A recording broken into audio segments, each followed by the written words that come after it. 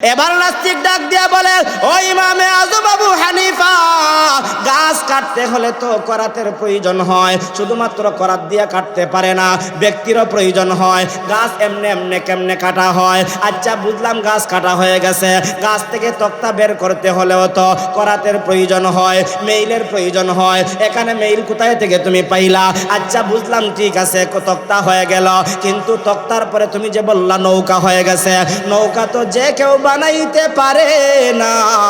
নৌকা যে তুমি বানাইলা, নৌকা বানাইতে গেলে লোহা লক্করের প্রয়োজন হয়, যে কোনো মানুষ নৌকা বানাইতে পারে না, একজন মিস্ত্রির প্রয়োজন হয়। ও ইমামে আযম, তুমি কোথায় থেকে কিভাবে পাইলা? আবার বলো কাউকে পাও নাই, তুমি এমনি এমনি দেখেছ হয়ে গেছে। আবার এত স্রোত নদীর মধ্যে, নৌকাটা এপার থেকে ওপারে কোনো মাঝি ছাড়া আল্লাহ ছাড়া কেমনে আসলে আমার তো বুঝে আসে না।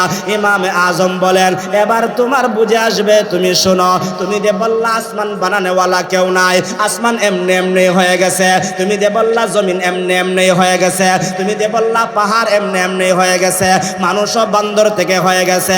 ও নাস্তিক শোনো, তুমি যে বললা তোমার কথা অনুযায়ী আসমান কি এমনি এমনি হয়েছে? না না, এমনি এমনি হয় নাই। আসমান বানানেওয়ালা একজন আছেন, জমিন এমনি এমনি হয় নাই, জমিন বানানেওয়ালা একজন আছে। সাধারণ একটা গাছ যদি এমনি এমনি কাটতে না পারে গো, গাছ থেকে তক্তা যদি এমনি না হতে পারে, তক্তা থেকে নৌকা যদি এমনি না হতে পারে, শুনে রাখো, বিশাল আসমান এমনি এমনি হয় নাই। এই আসমান আর জমিন বানানেওয়ালা একজন আছেন, মুন্সিবাজারের মানুষ একটা জবানও বন্ধ রাখবেন না, তিনি একমাত্র কে? আরো জোরে আওয়াজ দিয়া বলেন কে? এবার ইমামে আযম রাহমাতুল্লাহি আলাইহি এরকম ভাবে দাপে দাপে প্রমাণ দেয়। আর নাস্তিক মাথাটা উঁচু ছিল, এবার মাথাটা নিচু হয়ে গেছে। এবার নাস্তিক ডাক দিয়া বলে, ও ইমামে আযম আবু হানিফা, আর দেরি করতে চাই না। এতদিন আমি নাস্তিক ছিলাম, এতদিন আমি ভুলের মধ্যে ছিলাম, এতদিন অন্যায়ের পথের মধ্যে ছিলাম গো, আর অন্যায়ের পথে থাকতে চাই না। এই মুহূর্তে তোমার হাতে হাত রাইখা নাস্তিক থেকে আস্তিকের মালা পয়রা আমি তোমার হাতে কালেমা পড়ে মুসলমান হয়ে গেলাম। আল্লাহু আকবার। আরো জোরে আওয়াজ দিয়া বলি আল্লাহু আকবার। তাহলে আল্লাহর পরিচয় আমরা সংক্ষিপ্তভাবে জানবো। আল্লাহর পরিচয় সম্পর্কে জানানোর জন্যেই আমি আপনাদের খেদমতে মানবতার মুক্তির সনদ মহাগ্রন্থ আল কোরআনুল কারীমের 114 খানা সূরার মধ্য থেকে একখানা সূরা, সূরাতুল হামিম, সেজদার 30 নং আয়াত, 31 নং আয়াত, 32 নং আয়াত তেলাওয়াত করেছি। আয়াতগুলোর শুরুতে আল্লাহ তাআলা 1 নম্বরে বলেছেন, নিশ্চয়ই যারা বলবে আল্লাহ আমাদের রব, একটা জবানও বন্ধ রাখবেন না, আমাদের রব কে? আরো জোরে আওয়াজ দিয়া বলেন কে? আল্লাহ তাআলা বলেন, ইন্নাল্লাযীনা ক্বালু রাব্বুনাল্লাহ, নিশ্চয়ই যারা বলবে আল্লাহ আমাদের রব। 2 নম্বরে আল্লাহ বলেন, সুম্মাস্তাকামু, ওই কথার উপর যারা ইস্তেকামত থাকবে, অটল অবিচল যারা থাকবে, আমার আল্লাহ তাআলা বাকি আয়াতগুলোর মধ্যে আল্লাহ জানায়া দেয়, ওই 2 গুণে যারা গুণান্বিত হবে, 2টা কোয়ালিটি যারা অর্জন করতে পারবে, আমি আল্লাহ তাদেরকে 5টা পুরস্কার দিয়া জান্নাতের মেহমান বানায়া দিব। সুবহানাল্লাহ। আরো জোরে কই সুবহানাল্লাহ। তাহলে 1 নম্বরের গুণ আমাদের অর্জন করতে হবে, আল্লাহকে রব বলে স্বীকার করতে হবে। আল্লাহকে রব বলে স্বীকার করা আমাদের দরকার আছে না নাই? রব শব্দটা আল্লাহ তাআলা কোরআনুল কারীমের বিভিন্ন জায়গায় আল্লাহ উল্লেখ করেছেন। একটা মানুষ নামাজ পড়ে, আমরাও তো নামাজ পড়ে আসলাম, এশারের নামাজ পড়েছি, এশার নামাজের মধ্যে ইমাম সাহেব সূরা ফাতিহা পড়েছেন। ওই ফাতিহার শুরুতেই আল্লাহ তাআলা বলেন, আলহামদুলিল্লাহি রাব্বিল আলামিন।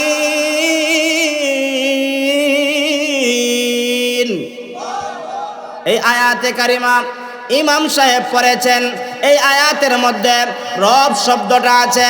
নামাজি নামাজের মধ্যে দাঁড়াইল, সূরা ফাতিহা শেষ করলো, আরেকখানা সূরা মিলাইল, এবার রুকুর মধ্যে গেল, একটা তাসবিহ পাঠ করলো, সুবহানা রাব্বিয়াল আযীম, সুবহানা রাব্বিয়াল আযীম।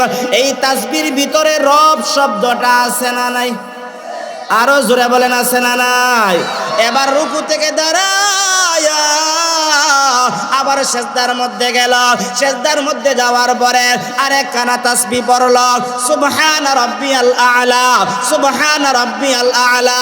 এই তাসবিহর ভিতরেও রব শব্দটা আছে।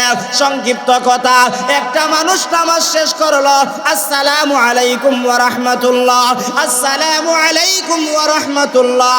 প্রত্যেকেই আমরা দোয়া করি, দোয়ার ফাঁকি দিয়া কই, রব্বানা যালামনা আনফুসানা, রব্বানা আতিনা ফিদ দুনিয়া হাসানা, রব্বানা ফাগফির লানা যুনুবানা। এমন কি যে কিছুই পারে না, একটা দোয়া পড়ে, রব্বির হামহুমা কামা রব্বায়ানি সগীরা। এই দোয়াটা পরে পরে মা আর বাবার জন্য দোয়া করে। ও মুসলমান, যতটা আয়াত পড়লাম প্রত্যেকটা আয়াতের মধ্যে রব শব্দটা আছে না নাই? আরো জোরে আওয়াজ দিয়া বলেন আছে না নাই?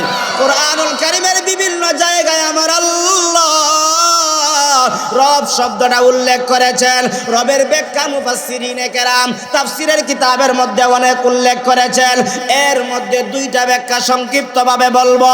শুরুতেই বলেছিলাম যে যার রবকে চিনবে তার জন্য রবের গোলামি করা সহজ হয়ে যাবে। রবের দুইটা ব্যাখ্যা। একটা ব্যাখ্যা হলো রব এমন একজন সত্তা যিনি সকাল থেকে সন্ধ্যা পর্যন্ত, জীবনের শুরু লগ্ন থেকে শেষ পর্যন্ত সব কিছুর প্রয়োজন যিনি মিটায়া দেন, তিনি একমাত্র কে? আরো জোরে আওয়াজ দিয়া বলেন কে? সকালে আমার প্রয়োজন মিটাইয়া দেন আমার আল্লাহ, সন্ধ্যায় আমার প্রয়োজন মিটাইয়া দেন আমার আল্লাহ, ব্যবসায় বরকত দেন আমার আল্লাহ, জমিনে বরকত দেন আমার আল্লাহ, সকালে বরকত দেন আমার আল্লাহ, রাত্রে বরকত দেন আমার আল্লাহ। সব সময় যখন প্রয়োজন হয় আমরা আল্লাহর দরবারে চাই। কিন্তু হিন্দুরা তাদেরকে ছোট করার জন্য বলি না, তারা ব্যবসার জন্য একজনের কাছে চায়, চাকরির জন্য আরেকজনের কাছে চায়, বিবাহ শাদীর জন্য আরেকজনের কাছে চায়। এরকম ভাবে তাদের একজন দুইজন নয়, তাদের 33 কোটি দেবতা রয়েছে, উপাসনালয় রয়েছে। কিন্তু আমরা ইমানদার হিসাবে বিশ্বাস করে নিয়েছি আমাদের সব কিছুর প্রয়োজন যিনি মিটাইয়া দেন তিনি একমাত্র কে? আরো জোরে আওয়াজ দিয়া বলেন কে? তিনি হলেন একমাত্র আমার রব আল্লাহ। ও মুসলমান, এই রব শব্দটা শুনলে পরে একদল লোকের শরীরের মধ্যে চুলকানি আসে। একদল লোক সেই রব শব্দটা শুনতে চায় না, তারা হলো নাস্তিক। নাস্তিকরা আল্লাহকে মানতে চায় না, রবকে মানতে চায় না। আমরা রবকে মানতে চাই, রবের গোলামি করতে চাই, রবের জন্য জীবন দিতে চাই। নাস্তিকরা রবকে মানে না, রবকে স্বীকার করতে চায় না। আমরা যারা এখানের মধ্যে এসেছি আমরা রবকে স্বীকার করে হায়াতের জিন্দেগি কাটাইতে চাই কি চাই না? একদল আছে আল্লাহকে মানতে রাজি না, আল্লাহকে বিশ্বাস করতে রাজি না। ডাক দিয়া কয় আসমান বলে এমনি এমনি হইছে, জমিন বলে এমনি এমনি হইছে, পাহাড় পর্বত বলে এমনি এমনি হইছে। কিন্তু না না না, আমার আল্লাহ জানায় দেন, আল্লাযী খালাকা সাবআ সামাওয়াতিন তিবাকা, স্তরে স্তরে 7টা আসমান আমার আপনার মাথার উপরে স্থাপন করেছেন কে? আরো জোরে বলেন কে? আলাম নাজআলিল আরদা মিহাদা ওয়াল জিবালা আওতাদা ওয়া খালাকনাকুম আজওয়াজা। জমিনটাকে বিছানা বানায় দিয়েছেন কে? জমিনটাকে স্থির রাখার জন্য কমলগঞ্জের পাহাড়, শ্রীমঙ্গলের পাহাড়, মৌলভীবাজারের পাহাড়, এরকম ভাবে চট্টগ্রামের পাহাড়, বড় বড় পাহাড় দিয়ে জমিনটাকে ক্লিফ মেরে দিয়েছেন কে? আরো জোরে বলেন কে? তাহলে যারা বলে আল্লাহ বলতে কেউ নাই গো, তাদের কথা মানা যাবে না, তাদের কথা মানা যাবে না। এই জামানায় একদল ছিল আছে, আরে অতীতের জামানায় একদল ছিল, কিয়ামত পর্যন্ত থাকবে। কিন্তু হকের পক্ষে আমরা যারা আছি, আমরা মানি, বিশ্বাস করি আসমান জমিন বানানেওয়ালা একজন আছেন, একটা জবানও বন্ধ রাখবেন না। তিনি কে? আরো জোরে বলেন কে? আমরা নাম শুনেছি জামানার ইমাম, ইমামে আজম ইমাম আবু হানিফা রহমতুল্লাহি আলাইহি, তিনার জামানায় আল্লাহ সম্পর্কে নিয়ে বাজে মন্তব্য করেছিল।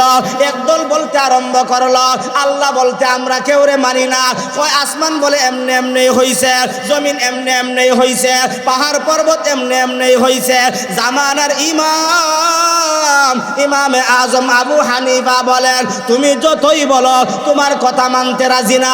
আমি বিশ্বাস করি আসমান বানানেওয়ালা আছে, আমি বিশ্বাস করি জমিন বানানেওয়ালা আছে, আমি বিশ্বাস করি পাহাড় পর্বত বানানেওয়ালা আছে।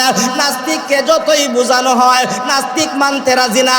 আজও আমাদের সমাজের মধ্যে দেখবেন আল্লাহওয়ালা, ইমানদার, কোরআনওয়ালা, শাইখুল হাদিস, মুহাদ্দিস, মাদ্রাসার হুজুর, মসজিদের ইমাম সাহেব অনেককে বুঝায়, ভালো একটা রাস্তা দেখায় দেয়, সে কিছুক্ষণ পরেই কয় আমি মানি। আসেনি এরকম হয়নি? আসেনি মুন্সিবাজার, মৌলভীবাজার, কমলগঞ্জ তুকাইলে পাওয়া যাইব নিবা। ইমাম ইমাম আবু হানিফা রহমতুল্লাহি আলাইহি তিনিও বলেন আমি তার যতই বুঝাই সে মানতে রাজি। শেষ পর্যায়ে আমি তার সঙ্গে শক্ত হয়ে একটা কথা বললাম, তুমি প্রমাণ করো, নাই বলতে কি প্রমাণ তুমি দেখাইবা? আর আমি দেখাইবো আল্লাহ যে একজন আছেন বানানেওয়ালা, সৃষ্টি করনেওয়ালা, আমি তোমাকে প্রমাণ করে দেখাই দিব।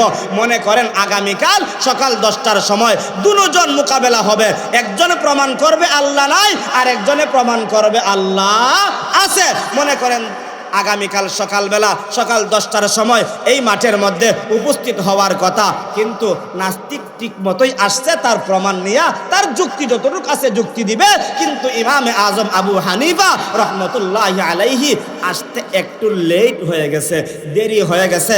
আল বিদায়া ওয়ান নিহায়া কিতাবের মধ্যে লেখা হয় বেশি সময় লেট হয় নাই, সামান্য সময় লেট হয়েছে।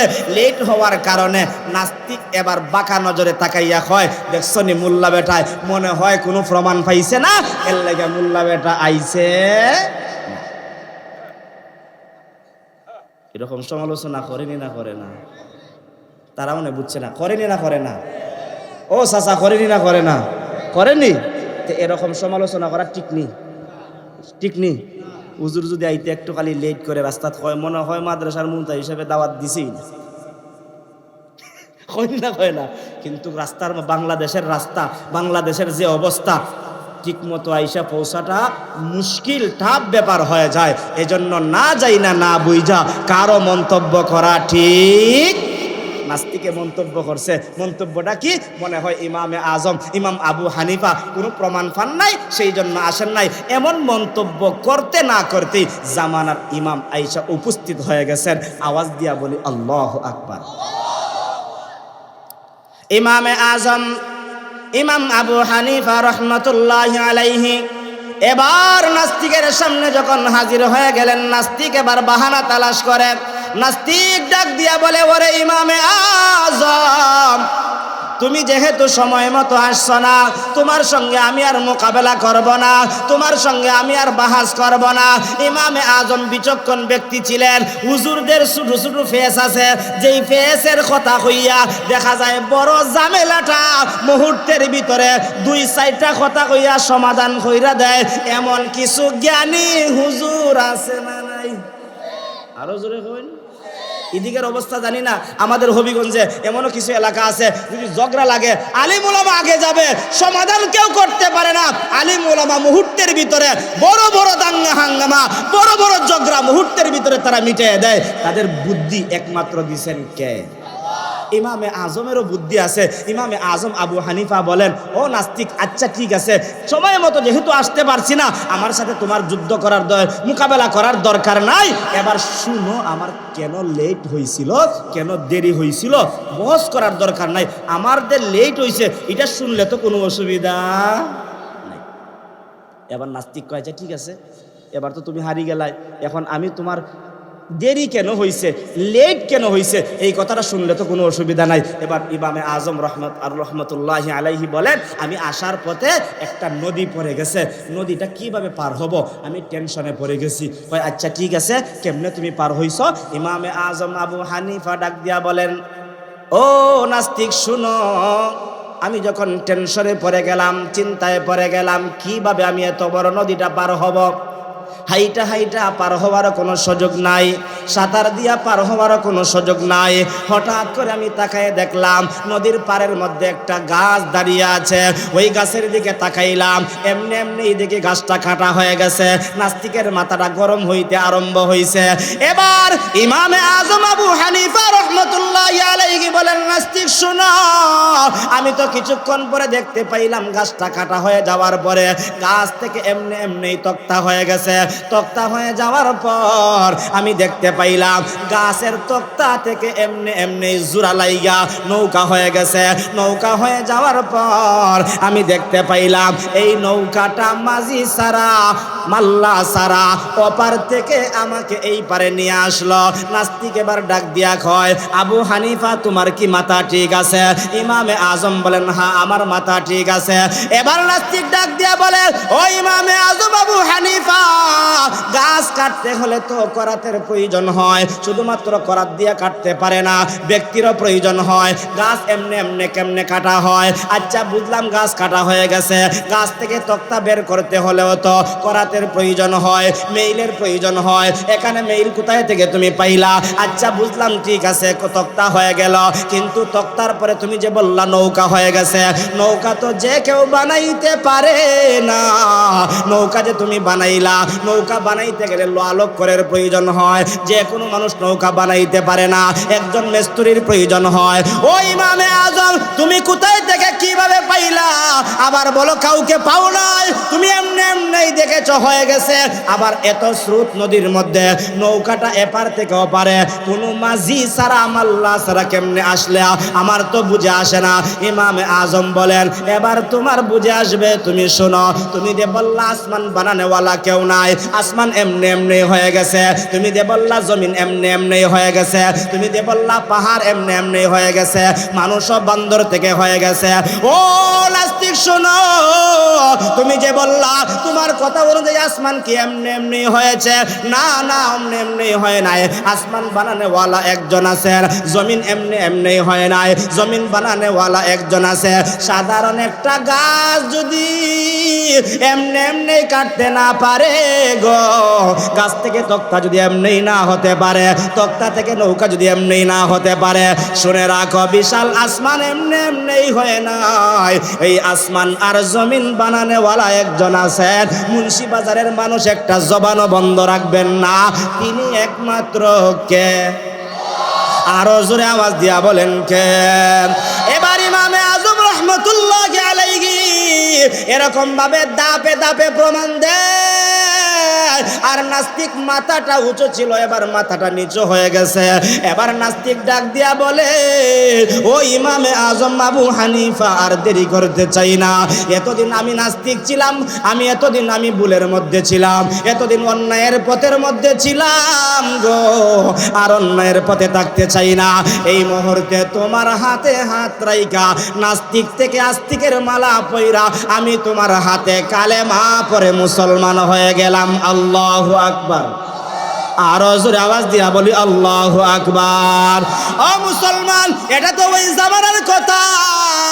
আজও আমরা আমাদের সমাজের মধ্যে এমনও কিছু নাস্তিক দেখি, যেই নাস্তিক আমার আল্লাহকে গালি দেয়, আমার নবীকে গালি দেয়, আমার আল্লাহকে নিয়ে ব্যঙ্গচিত্র করে, আমার নবীকে নিয়ে ব্যঙ্গচিত্র করে। যখন তাকে বোঝানো হয়, পয়েন্টে পয়েন্টে বোঝানো হয়, এমনও আমার এই বয়সে আমি দেখেছি অনেক আল্লাহ বিরোধী মানুষগুলো আল্লাহর পক্ষে কথা বলার কারণে, সহি কথা বলার কারণে, কোরআনের কথা বলার কারণে, হাদিসের কথা বলার কারণে নাস্তিক থেকে, আল্লাহর বিরুদ্ধে কথা বলা থেকে ফিরে আইসা আল্লাহর পক্ষ হয়ে গেছে, এমন নজির আমাদের মধ্যে আছে না নাই? আরো জোরে বলেন আছে না নাই? ও মুসলমান, এই জন্য আমরা বিশ্বাস করি আসমান বানানোওয়ালা কে? আরো জোরে আওয়াজ দিয়া বলেন কে?